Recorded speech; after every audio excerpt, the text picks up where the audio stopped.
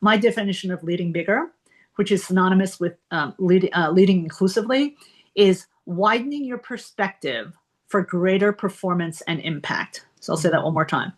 Widening your perspective for greater performance and impact. Now, in a world that is more interconnected now than it has ever been, it yet feels more polarized and divided. Mm-hmm. I wholeheartedly believe that the successful leaders of today and the leaders of tomorrow must learn to and master leading inclusively.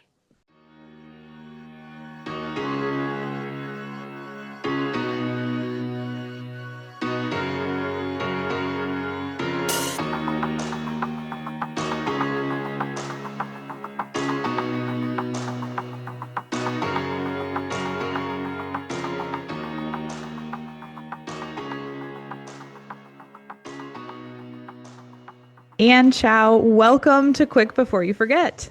Thank you so much, Ty. It's great to be here with you. I am so excited you're here. And Anne and I have known each other for years, but I can't wait for you to meet everybody, for all of you to meet Anne and get to know her story a little bit better. So Anne is a transformational leader, business leader, board director, and the former CEO of AT&T Business, where she was the first woman of color CEO in the company's 140-year history. She's the author of Lead Bigger, a powerful call for leaders to expand their capacity for impact, inclusion, and courage.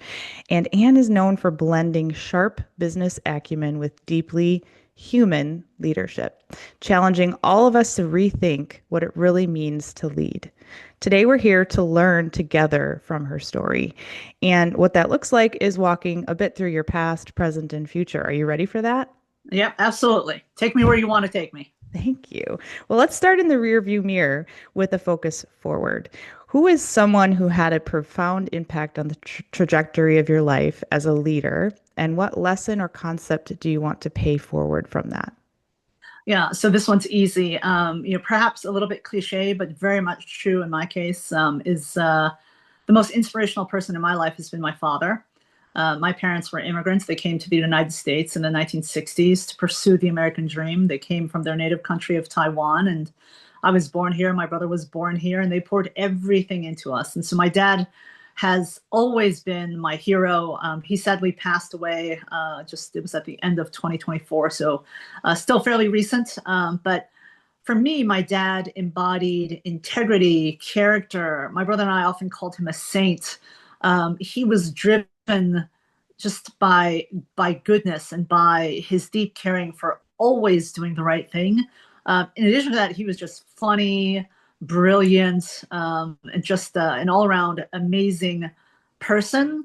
And I learned from him that leadership isn't about a position or a title, that it is really about how you interact and work with and build relationships with people. And that was just such a fundamental lesson that I didn't even know I was learning from when I was very, very young. I love that. And I remember when your dad passed, it was very hard to see the emotions of everything because I lost my father at 23 and I know how much your dad meant to you. So it's beautiful that he can live on through your words and your legacy and your leadership. And, I'm guessing that he taught you some things when you were younger that maybe have evolved kind of over time. So if I asked your 15-year-old self, like if you went back and asked your 15-year-old self what leadership meant, what would that look like? And how does it compare to what it looks like for you now? Yeah, I think when you're a teenager, at least when I was a teenager, which is really, really, really long time ago, what I thought about leadership was really much more traditional, right? It was, hey, you're the leader of the student council if you have a title, like if you're the president of the student council or vice president of the student council. You're the leader of the team if you were the captain of the team, right? You were the leader of the classroom if you were the teacher or if you were the teacher's pet who happened to have a particular role in the classroom. And so back then, for me, leadership was much more traditional. It was a stated or implicit role that you had, and it almost de facto gave you power and authority and influence over others, right? So it's pretty, I think it's a pretty typical teenage view of leadership, right? And we see it all around us in all different industries and different forms of media. Fast forward many, many, many, many decades to today. I have very, very strong conviction about leadership. In fact, leadership is one of the reasons why I think I'm on this earth. I fancy myself a lifelong student and practitioner of leadership. I believe leadership is a choice. In fact, this is one of my foundational leadership beliefs that led to me writing Lead Bigger. That leadership belief that leadership is a choice, that it is not a position, it is not a title. Yes, it can be made easier with a title or a position, but it is not synonymous with having a title or position. Leadership also has no gender, no race, no height, no weight, no culture, no skin color, no religion, no politics. And leadership, when you think about it, is the one thing that transcends everything. And it is one thing that's required to advance progress of all kinds. Now, Ty, you and your audience may be wondering, Anne, well, what is your definition of leadership? Because there are infinite definitions of leadership. This is what it means for me. So leadership is this ability to align a group of people, to motivate them, to inspire them, to get something done, to execute towards a common goal, something that's greater than themselves, right? So leadership is the ability to do that. And leadership is also the set of actions that are required to get that done. So it's not just the ability, it is the set of actions that actually execute against that definition, which is really all about the people and all about outcomes. And as you pause for a moment and consider my thoughts about leadership transcending, it is leadership that has advanced progress, whether it's technological progress, societal progress, environmental progress, economic progress, political progress, whatever the case may be. You always need leadership, right? And so that's what leadership is for me today. And it is both art and science. And it is a continuous practice. I don't believe that anybody is ever done being a leader. I don't believe that anybody is ever sort of finished mastering becoming a leader. I think we're constantly becoming even greater than who we were yesterday. And I view the same thing about leadership. Thank you for that. You said something powerful about how is it art and a science? Yes. And I wanted to, I guess, double click on that because what does that look like practically? I feel like that's something that we all kind of like understand at like this level, but at like a practical everyday in real life Yes. level, like how do you translate that? Yeah. So one of the questions I'm asked often, Ty, is what are key characteristics that I look for in great leaders, right? And I've gotten this question from some of my people before, my mentees, others, right, my students, others. So there are a couple of characteristics that I would point out. One being character, another one being competence, another one being collaboration, the ability to collaborate. Let's take one of my most important characteristics about being a great leader, which is communication, right? Mm-hmm. So we would all acknowledge, right, that being able to communicate well, right, is a skill that is required for great leadership, right? There is a science about communicating, right? Both in oral form, in real time, like we're doing today, right? Or perhaps asynchronously, right? If I record a webinar or have some other video sort of recording that is not real time.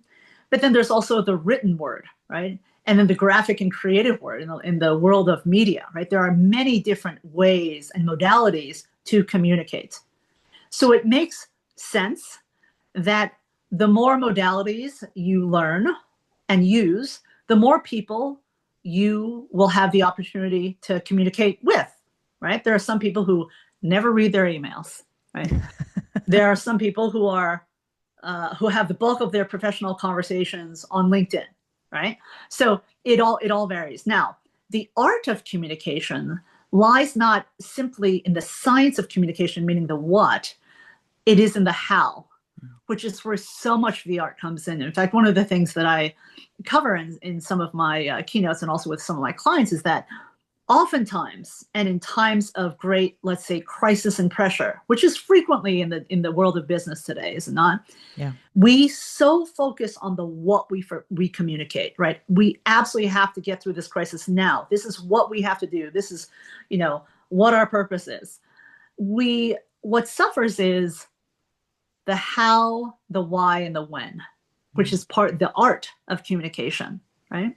Yeah. If I have something really important to tell you, but you have a set of other priorities, personal or professional, that are taking your mind share. You may be physically present here with me, but you are not mentally or emotionally present here with me, right? And the art of communication has me realizing and learning that and deciding, you know what, this is not the right time for me to engage with Ty on the what, because she's not going to engage with me. She won't hear me in the way that I need her to hear me, right? And so communication also involves the how, the why, and the when, and that is part of the art of it. And there is no one right formula, because every communication, every interaction, whether planned or serendipitous, is going to require all those things, right? It's going to require the what, why, how, and when. And sometimes we can't plan for that, but communication is just something, it's one of those skills that you will always have an opportunity to refine, like leadership. So that is an example of the science of communication, right? When we talk about the different modalities and the what we want to communicate. But then the art comes in the context, in the tone, in the delivery, in the timing, right? In the rationale, in the strategic context of the what. Does that make sense? Yeah, and it actually reminds me of one of the coolest Instagram posts that I've seen you do. You do a lot of fun, very personal, but also value add posts on Instagram that I love to follow your content. And back on, I think early January, you posted something about you were at a symphony, I believe, Yeah. and there was a conductor that was inspiring to you as a leader. Can you walk me through a little bit of your thinking around, being a conductor of your life, of your team, Yeah. of how you view that? Yeah, absolutely. So Ty, I have to rewind the mixtape, if you will, just to show that I am an old Gen Xer. I still have some of those mixtapes, even though I have nothing to play them on. They're just too emotionally bonded to me. But let me rewind the mixtape a little bit. And I thought when I was younger that I was going to be a professional musician. So I actually went to music school. I went to the Juilliard Pre-College Division in New York City for about, I guess it was 7 years, from the ages 10 through 17. And I studied classical piano. And during that time, I had many opportunities to perform in different places, along with some orchestras, doing the various concertos and things like that. And I was always fascinated by the conductors, right? And it was just this, both when I would see them perform or practice or rehearse with their orchestras, as well as those who were studying, conducting as their major, if you will. So fast forward to adult me, and I've decided to abandon my dreams of being a musician, of being a professional musician, which were very wise, by the way. I was okay, but I was not great. And I learned that conducting is an incredible parallel to leadership. Let me explain. When you think about a conductor, they are intensely focused on their orchestra, right? They are intensely focused on the orchestra as a whole, but every section in the orchestra, the woodwinds, the brass, the percussion, right? The strings. In addition to that, they also work with individuals, right? So they have a first chair, a second chair, first seat, second seat. And when they're performing, their objective is to both bring out the best in each individual musician in the orchestra, but most importantly, bring out the best of the whole orchestra as one integrated unit or team. What I think is one of the most compelling analogies is the conductor the entire time has his or her their back to the audience, right? They know that their deliverable, their output to the audience is the music which is being delivered through their people.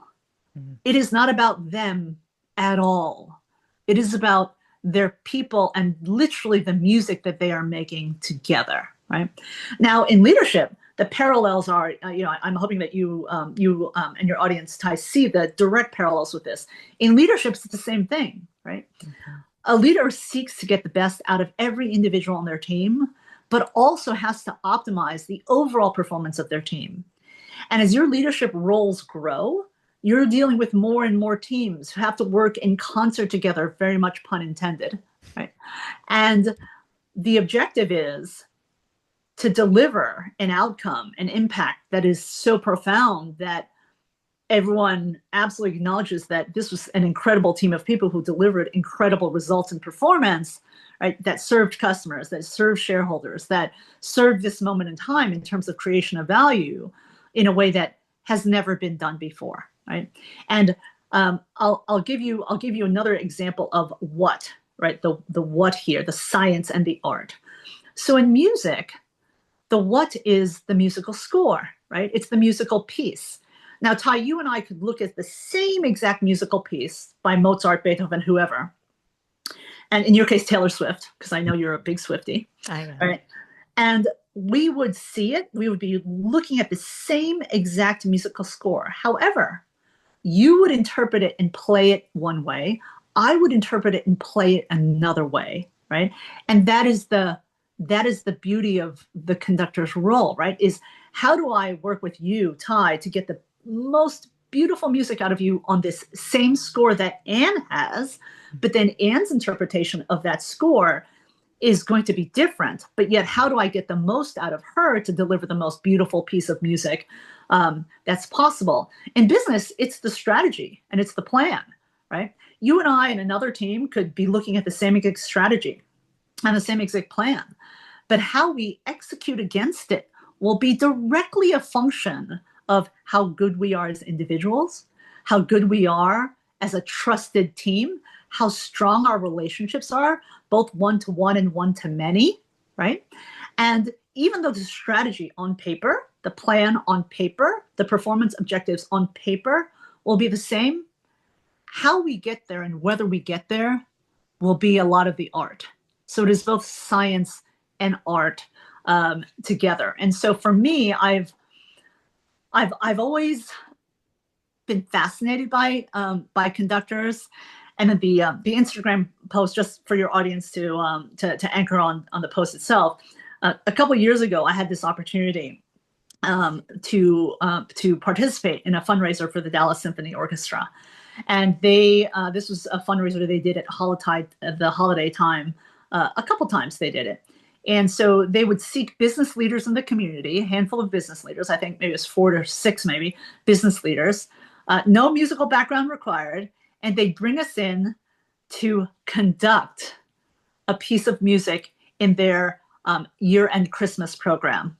And so one of the years I did it, and it was, and by the way, again, you didn't need to learn music, you just learned the movements, right? Now, fortunately, I can read music, although I wasn't necessarily really conducting because the orchestra could have gone on autopilot.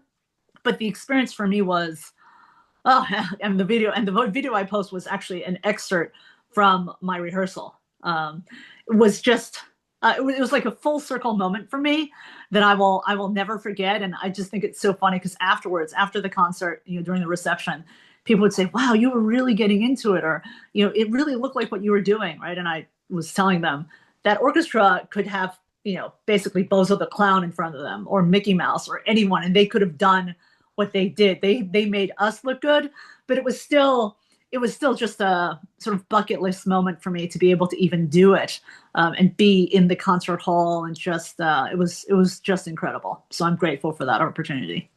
Thank you for sharing that story. Yeah. I think that's so much fun and such a cool glimpse into, like you said, it was a full circle moment. And Mm-hmm. I love that story, and I can't help but get curious Yeah. about what is on Anne Chow's mixtape. Like, I need to know. Like, what I like you said mixtape, and you're talking my language, but what is on there? I don't care if it's a cassette tape, because we can burn CDs still. Maybe I don't even know if you can anymore. But what is Yeah. on Anne Chow's mixtape? Okay, well well back Yeah. then it'd be like a bunch of stuff from the from the 80s and the 70s, but now I would say what is on my Spotify playlist. Okay, Yes, let's go. What's on your and this Spotify is playlist? I don't know if you use Spotify, but one of the things that I love, this was actually another post that I did, where Spotify does this year-end wrap. So Yeah. they put a playlist together of all of your most listened songs, and they give you your listening age. Okay, How it's old were you? oh, it's unbelievable. This it's so I loved what they did because it's so personal and so customized. I mean, I gave them a huge shout out for just engaging their customer base in this way because they were for probably 2 whole weekends. That's all we were talking about, both in business and personal settings, right? What's your Spotify age? What's the most listened song? What was your most listened to song, right? And just getting a huge chuckle out of it. So my Spotify age, I think, was 31. And I think the most listened song that I played this past year in 2025 was, I want to say it was probably Coldplay. Mm. Was a song from Coldplay. So, but that has largely varied. So, what's on my playlist all the time? I think a good rendition of my playlist are the greatest hits, right? Wherever I have downloaded the greatest hits of blank. So I have the greatest hits of the Foo Fighters. I have the greatest hits of Red Hot Chili Peppers. I have the greatest hits of Coldplay. I have the greatest hits of One Republic. I have the greatest hits of Queen. I have the greatest hits of Journey. Um, so I have the greatest hits of New Order, of The Cure, of this is like really really dating me, Depeche Mode and Echo and the Bunnymen. This is like all my 80s clubbing stuff. So so um so my playlist is quite diverse. Like I like to think how I've led my life to this point. I love it. I Yeah. feel like I would love to hear like honestly there's a lot of good stuff in there and like you said a lot of diversity, which is really fun. Do you have one song in particular? And I know obviously this may change with time, but do you have one song in particular that you turn to in like a hard time to like ground yourself? I call it my song of survival. Do you have a song like that? I don't have one song. I would say I have certain songs that will lift me up or that I just super enjoy. So Foo Fighters happens to be my favorite band. And so I will listen to Times Like These. Is Great a one. great song, and that there was actually this celebrity mashup they did during COVID that was so moving. Have you seen it? Yes, yes, Yeah, so good. it's so good, right? It had Dua Lipa in there. I mean, there's just so and the late Taylor Hawkins, of course. But so that's a favorite one. Another Foo Fighter was one that's a favorite is "Learn to Fly." That one's always just such an uplifting song. Let me think. Coldplay, "Viva La Vida," right? I mean, just Oh. there's so many. So there are certain songs, certain artists that will always lift me up. Well, I love shining the spotlight on people whose hard work has an impact in our life. And those musicians are like part of our world. Yeah. Music, as you know, is a pretty fundamental thing in my world. It touches parts of your brain and your heart that words can't. And I just love that, like you said, like it can reach you in different ways and it touches different people.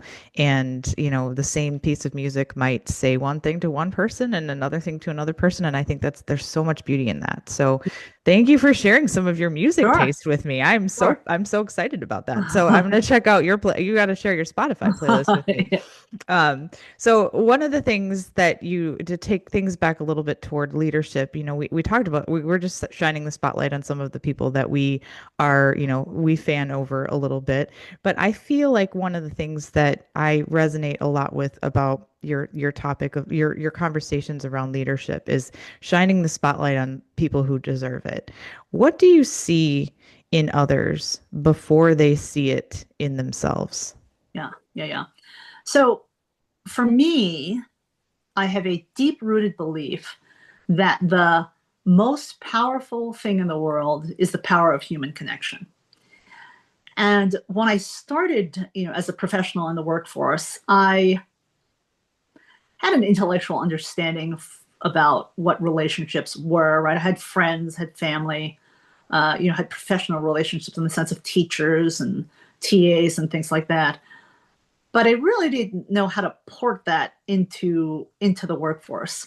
over time, and really this is actually the opening story in my book, Lead Bigger, when I became responsible for a multi-hundred person team, like my first large team job, I was, smack dab in the face, like, you have to get these people to trust you.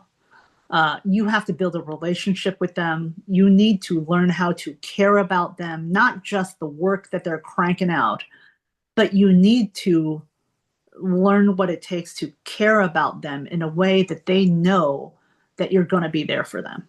Okay. So for me, every relationship starts with that opportunity, right? That opportunity to build connection beyond, hey, how are you and what'd you do this weekend? Okay.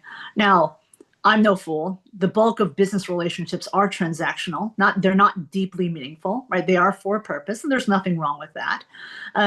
But in the work environment, for me, I tried to connect with people in ways that other leaders perhaps didn't. I started a blog at work when blogging first became a thing, and I started it originally because I wanted to connect with my people on a large scale. And I wanted them to hear my voice, not a voice that was filtered through a corporate presentation, an earnings report, a town hall script or something like that. I wanted them to hear my voice on a regular basis, and get a sense of who I was. And then by doing that, then they would get more comfortable giving me a sense of who they were. And that, quite frankly, that seemed to work quite well with many people. So what I see in people as a leader, I always look and try to understand what is their motivation at work, right? So what is work to them? Is it the means to an end, right? Is it about putting food on the table? Is it about healthcare? Is it about, becoming financially independent, financially solid and stable so that they can go pursue their passion, which is this, right?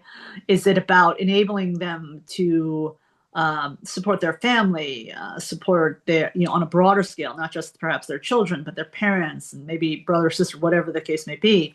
And being somebody who most of my operational career, which was over 32 years, loved my job most of the time. I loved working. I always had to remind myself that not everybody loves their job like the way I loved my job. But that doesn't mean that they did not deserve to be invested in, to be heard, to be treated, to be cared for in the same way that somebody else who did love their job was. And my job was to help them see the potential in them, help them see what great performance could look like if they weren't already there, help them see how their impact could be even greater, right? And importantly, convince them that I was there to support them, right? And demonstrate that not just in my words, but also my actions. And so I think that's the job of every great leader, every bigger leader, quite frankly, is to bring out the best in every single individual, to bring out the best in a collective team, right? It is this, you're hearing this theme from me over and over, right? Which is you must focus on the individual, the human, the person, but you're a leader. You also have to focus on the broader team, the organization, the sections, the whole orchestra, right? And then the whole set of clients, right? The whole set of shareholders, right? Your audience, whatever the case may be. You've got all these different cohorts of people who are important to you as a leader, and you've got to manage and handle all of those relationships simultaneously. And sometimes the priorities conflict. This is really what leading bigger is all about, is leading always with humans at the core, people at the core of everything that you do, but do it in a way that isn't soft, that isn't about squishy things. It's about delivering, hardened results, but in the right way, right? In a lasting, trusted, agile, meaningful kind of way. Quick before you forget, what is the difference between activation and inspiration? Oh, motivate? You mean activation or motivation? Did you mean? I mean inspiration, and Okay. and because I feel like leaders can Yeah. inspire, but Yes. also they help people act for themselves, if that Activate. makes Okay. sense. Yeah. Okay. Yeah. So I would word it this way in terms of how I think about it. I would word it motivation versus inspiration, right? So for me, Motivation is, so let's say that we're coworkers, okay? So a way that I might motivate you might be, Ty, you know what? If we don't get this deliverable done by Friday and it's not perfect, we might lose our jobs, right? Okay. This is real. You're highly motivated. I'm highly motivated because neither of us want to lose our job, right? Right. Okay. Okay. If I were to inspire you, this might be what I would say. Ty, can you believe that we have this opportunity to support the Olympics? But my gosh, this pressure, this deadline just came up. It's Friday. But if we don't get this done, then can you imagine we're going to miss this huge opportunity to impact how viewers are experiencing the Olympics? And man, what an amazing thumbprint we could have on how the world experiences the Olympics if we can get this done together. You see the difference? Yeah. Right? Motivation is kind of like an external factor that motivates, that triggers something in you that yeah, I got to get it right. They both have equal sense of urgency. Inspiration, and maybe this is what you're saying with activation, using your words, comes from within, right? The drive, the desire to do it isn't because there's a stick, right? It's because, man, I got a chance to be part of something really big, and yeah, I'm going to have to work day and night from now till Friday. But wow, it's going to be amazing, right? And we can do it, right? So it's this, and if leaders can tap into that inspiration, that activation from the inside of somebody, there are no limits. There are no limits. I mean, that's always the key. But again, let me state the reality of it. Not everybody can be inspired by everything that needs to get done, right? Yeah. Sometimes you need to just use motivation because that's what there is and that's what it calls for, right? And this is something that I learned, especially in the early parts of my career, because I was like so insatiably curious that I could almost be inspired just simply by the learning itself, right? Even if the work was boring, if there was something to be learned, something different to be experienced, I still found it cool, right? So, but I'm not wired like everybody else, right? So, you got to learn how to respect how people are wired and what makes them tick and what makes them work and what's most important to them, so that you can find that a little bit cliche, but that win-win outcome, that win-win dynamic in your relationship. Well, I feel seen in your curiosity, and it makes me wonder how you harness that for good instead of, you said it like it was a bad thing, and I don't think it is, but how do you work with it, and how do you work with your curiosity so that it doesn't get in the way? Yeah. So it's interesting that you asked this, Ty, because I was just having a mentoring session with somebody who just became a C-level, so one of the top jobs in their company. And she was actually asking me what advice I would give, right? And this was exactly the point that I made with her, because there are other areas of the business that she's very, very comfortable with because she came from those parts of the business. She knows them, right? She knows what to do to lead the whole thing. But there are some parts of the business that she's picked up that she doesn't know. And so her innate desire is to bore to the center of the earth on those areas of the business, because she knows what she knows about the other piece of the business, but this new piece of the business, she knows not even close to what she did know, right? So what I said to her was like, look, you will never replicate 10 years of experience that you had on this other side of the business, right? So don't have that as the bar, right? Of course, you absolutely have to go and understand the business. You have to inspect what you expect. You have to get the right governance and got to make sure that you've got the right people in those parts of the business. But be careful, because you're the big boss now, any question you ask is going to start the gears churning in your organization. So you may view it as an innocent educational question, but 6 layers deep into the organization, they're going to say, oh, did you know she was asking about this and this and this? I wonder if she means this, this, and this, right? So you've got to keep that curiosity in check and make sure that it's managed and not inadvertently being interpreted incorrectly, right? Like you have 600 questions here because you don't have faith in that part of the business. These people don't know you because you're not from that part of the business. So how might they interpret, you asking 600 questions versus 6, right? And there is some in between, obviously. I'm being a little bit melodramatic. So I do think that your curiosity, I'm a big believer of feeding your curiosity. In fact, curiosity is one of those characteristics that I attribute to great leaders. I have always found that people who are more innately curious tend to have a streak of humility in them, because they're not afraid of saying, you know what, I absolutely have no idea what that is, and I'm gonna go learn about it, right? Yeah.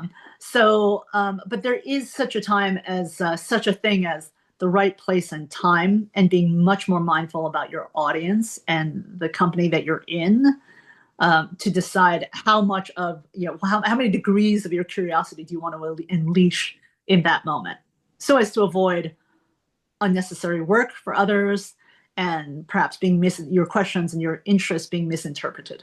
So, Well, it makes me wonder what other things are like, what other beliefs about leadership people perceive to be true that are actually holding them back. Like, obviously, curiosity, we have to be careful, like you just said, but what other areas do you see that people kind of misunderstand that end up holding them back? And how can we do better? yeah. So this is very much part of the impetus and part of the inspiration as to why I wrote about a book about leadership and about inclusive leadership very specifically. Mm. Um, and that is that there is a misperception that in order to have high performance and develop a high performance culture, that you have to be like you have to be hardened, you have to be strictly disciplined, you have to be this, right? And some believe that is having a high performance organization is counter to having a high people Mm. organization. For me, what I learned is they're one and the same thing. This stems from my belief in my decades of experience that every business is a people business, right? That leadership is a choice, and that culture is your ultimate and only sustainable competitive advantage, no matter what kind of business you have, right? So knowing that human connection is the most powerful thing in the world, in order to have a high performance culture, you have to have a high people culture. It is possible to hold people accountable and be kind, right? Yeah. You can execute a layoff and be respectful as you're doing it, right? You can have a heavy execution focused culture, but also a high learning culture, right?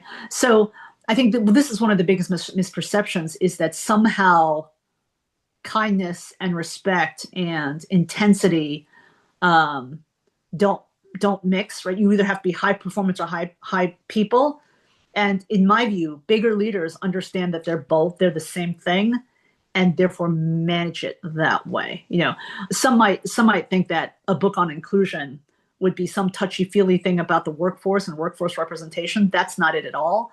My definition of leading bigger, which is synonymous with leading inclusively, is widening your perspective for greater performance and impact. So I'll say that one more time. Widening your perspective for greater performance and impact. Now, in a world that is more interconnected now than it has ever been, it yet feels more polarized and divided. Mm. I wholeheartedly believe that the successful leaders of today and the leaders of tomorrow must learn to and master leading inclusively, leading with the skill of being able to widen your perspective for greater performance and impact. The way that you widen your perspective, right? A couple of ideas. One, surround yourself with people who are different than you. Pretty obvious, right? They bring different perspectives. That is not solely a gender or race thing. That's background, experience, geography, culture, language, function, experience, education, infinite dimensions of difference, widening your perspectives. Another way is to seek different data and information sources than that which you usually go to. We are in this echo chamber right now of media. So if you listen to one particular channel, that's all you listen to. And you are in this echo chamber of people who are just like you, who are listening to the same thing, who are hearing the exact same thing. One of the things that I do to myself during political election season is I will purposely bounce around after a major event, major announcement, because I am forcing myself to widen my perspective, to hear different perspectives than the ones that I have, because I believe it will help make me better and also better understanding of other people who may have different views than me. And then the third way to widen your perspective is to seek different experiences. I mentor people. Hey, if you've got a desk job today, do you ever think about going into the field? Right? If you're in a customer-facing job today, have you ever thought about going into strategy or something like that? Right? Widen your experiences to develop those different perspectives is also another way. And so those are just some of my thoughts around that. Quick before you forget, what Yes. question should every leader be asking themselves daily? Every leader should be asking themselves, did I make a difference in somebody's life today? And did I move the ball forward? Did I make progress for my business? Right. That's beautiful and perfect because we all, it can feel like a mountain sometimes, right? Like it Oh, can yeah. feel like overwhelming and, everything you just said, I think it might have actually even been a Franklin Covey line, but like says easy, does hard, right? Yeah. And it's one of those things that you need to like take step by step and little by little. What is something that you had to unlearn about yourself to step into what you feel is a bigger leader? Yeah. For me,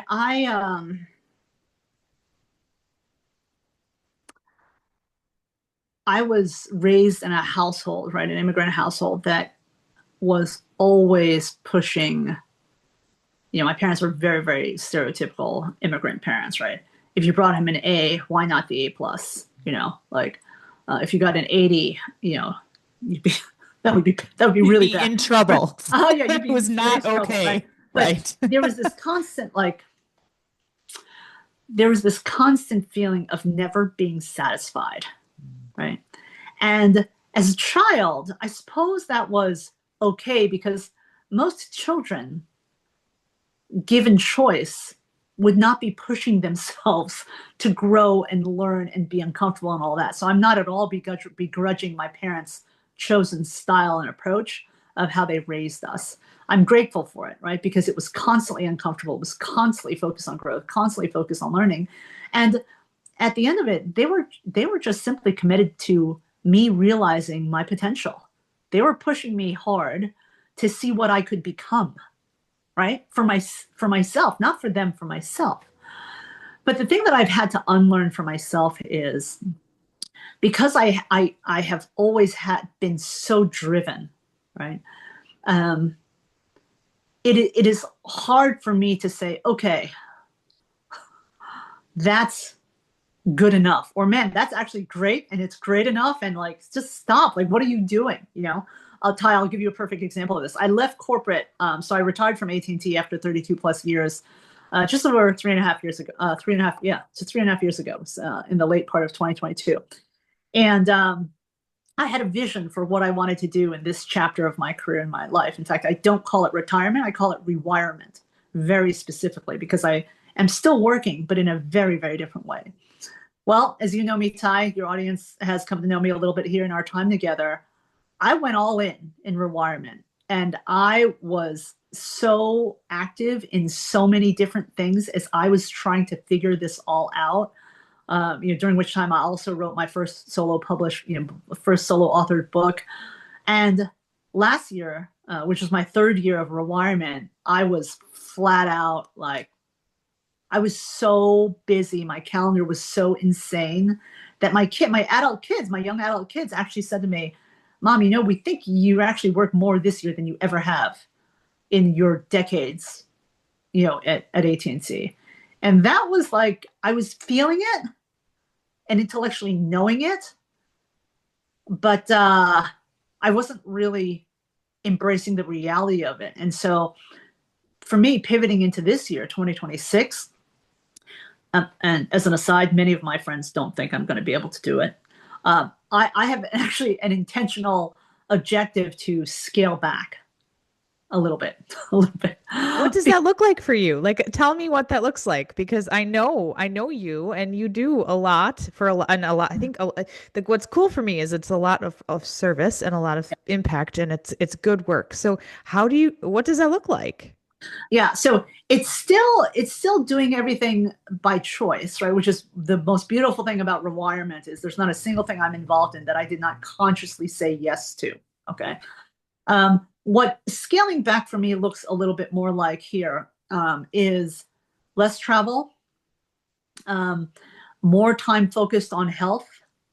You know, I've got a big milestone birthday this year, the year of the fire horse and the Chinese zodiac. So it is my year, and so I need to recommit to my health and wellness so that I can be there now and in the future for those whom I care most deeply about, right? Both the people and the causes that I care most deeply about. And so, um, you know, there's no time like the present, and it's never too late to start.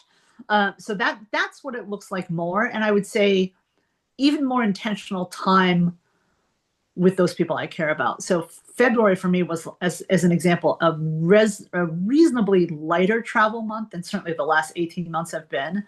So I coined it, you know, hashtag Friendship February. My favorite week in February was a week where I went out to lunch 4 out of 5 days of the week with friends, with no time clock, you know, wonderful food, wonderful community, and just, you know, the love of each other and just spending time with each other. It's just such a beautiful thing. And that is the power of human connection. That's what's the most important thing in the world. That is my everything. Human connection really truly is the tie that brings all of my life together, truly. And how I even know you is such a special thing that evolved over time, and we've mostly had a relationship on the internet, which is Yeah. a cool a cool thing about technology that can be sometimes, there's all kinds of negatives about technology, but that's one positive thing. So Oh, absolutely. as you are, reflecting in this big energy year that you're having, what would you tell 22-year-old Anne if you had the chance? Yeah, I would tell 22-year-old Anne to, one, care less about what people think. It's a good one. Two, I mean, I think many young versions of us would have really benefited from it. I mean, I look back on my career and life. I spent a lot of emotional, kilocalories and like energy on that. Yeah. Uh, I would also tell my 22-year-old self to enjoy the ride as much as you're envisioning enjoying the destination. You know, I would also tell, this is actually a Chow-ism. I would also tell my 22-year-old self that there really truly is no such thing as failure. There's only success and learning. So don't even worry about it. So if you mess up and you think you really messed up bad, or you feel like you really stumbled, you're not a failure unless you just don't ever get up. And we always get up and we keep moving. So I would tell my 22-year-old self that. And then lastly, it would be, it's about the people. But my 22-year-old self was on a reasonable trajectory to have this realization pretty early, about the importance of people, the importance of relationships in your life, and also with a very human-centered, people-centered approach to leadership. That is truly, while it's not rocket science, it is in fact magic. Yeah. Right. And if you can lead that way, you will help change the lives of so many people. You will help make advances in business in ways that you could not have ever predicted. And so those are a couple of things that I would tell my 22-year-old self. You said this word that I'm holding on to called Chow-isms. Yeah. I want more of them. Give me more Chow-isms. Well, there's a bunch of them on my website, which Okay. is theannechow.com. All right. They're kind of like what some of my team members coined, like my quotes, kind of some of my mantras. And I'll share one of the probably most anchoring ones for those who know me. This is kind of the way that I strive to lead and live my life, and that is that life and leadership are all about relationships. Be sure to seek and foster meaningful ones. That's a good one, and Mhm. something that, I think honestly a lot of people, there's just so much going on. Obviously the world is a weird place right now, and that is something that we can ground ourselves in and find home in our people that we choose to surround ourselves with. And that's another thing you said. It's an intentional decision, the friend week that you had, for example, like you chose those friends to spend Yeah, that time with, and that's such a gift when you have those times come. it was, and it is. That's for sure, right? And it is. We all have choice of some kind, right? We all have agency, and that's really what we all crave, right? We want to be in control of our own destiny, and we can't control everything, right? But if we stay focused on that which we do control, like the people we choose to be our true friends, the people, our chosen family, if you will, um, it's, I mean, it's really a gift. I do believe that every single person was put on this earth for a unique reason, and my job as a leader, both in business and in life, is to help people figure out what that gift is, and what their calling is, and be supportive of them so that they can unleash it and give it to the world. So Is there a story about that you have that kind of comes to mind easily, of an example where you've done that for somebody and with somebody that, sticks with you and really had an impact on you in addition to them? yeah, there are. I mean, I don't want to be specific here, but there are. I mean, there are quite a few people who I have helped and supported throughout their careers, and their careers have taken off in ways that have yielded unbelievable, traditionally measured success, if you will, have unleashed unbelievable amounts of wealth, right, and generational wealth, such that, I mean, it's an incredible feeling to know that you played just such a small part, in someone's journey, and to the point of how a conversation can make a difference. I have seen this happen not just in those relationships that I might have an enduring, mentorship or sponsorship role, or having worked with somebody over a long period of time. I've seen this from a lunch I had with somebody, or just getting together for, dinner casually after a class, right? I've seen this with a couple of my students as well, where just that one deep conversation, unfettered, unfiltered, and true, yielded something, triggered something, catalyzed something, or helped to do so in that person, that helps set them on a different trajectory than where they were headed, right? And that is just, it's incredible. It's priceless. It's a feeling like no other, and I think it's one of the greatest things about being a bigger leader, is moments like that, people like that that you played some small part in, right? And it doesn't have to be over years or over months. I mean, you can make a profound difference in somebody's life just through one conversation. I mean, that's how change happens. One person at a time, one conversation at a time. I'm feeling a little emotional because I have a secret. Like Yeah. I need to tell you. You did that for me. Oh, So this is a full circle moment for me because I have, I've been through some things and mhm. I've had some hard times, and I didn't believe in myself. I didn't think I was enough. I didn't think I could do something like launch a podcast. Like, who do you think you are, Ty? Like I didn't think that stuff was possible. But because of people like you, and because specifically of a message that you wrote in this book right here about changing the world together, like I don't want to cry because I'm trying to keep it together, but you did that for me in a way that I'm so grateful for, which is why having you on the show today is so special for me. And I just wanted to say, I know you didn't want to call anybody out or use anybody specific, but you can use my story anytime if you want, because I am very, very grateful for your belief in me when I didn't see it, when I was showing up and I was doing the hardest I could do to do the right thing, and it never felt right until this here right now. So it's because of people taking, the smallest thing, like signing a book with a message about changing the world, really can have a lasting impact far longer and have a bigger impact, because you think about the people that are listening and when watching this show, and hopefully feeling seen, and having there be a level of learning and impact that happens then in their lives. Like they Mhm. then go on and share and act differently because of what we are talking about, is like the dream. So thank you, Anne, for being here. Thank you for sharing and pouring into me, and also pouring into everybody that's listening here today. Well, thank you, Ty, and thank you so much for sharing that story with me.